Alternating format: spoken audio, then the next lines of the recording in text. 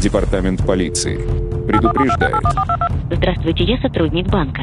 5 минут назад вы подавали заявку с вашего личного кабинета на замену вашего финансового номера. Стоп. Это интернет-мошенники. Злоумышленник звонит на телефон жертве и представляется сотрудником банка. Сообщает, что с банковской карты клиента производится несанкционированный перевод денежных средств, и для того, чтобы отменить операцию, необходимо перевести все имеющиеся средства на защищенный счет.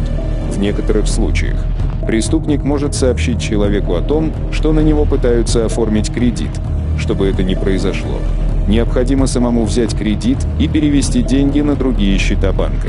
Также вас могут попросить скачать программы, с помощью которых в дальнейшем мошенник получит доступ к вашим денежным средствам.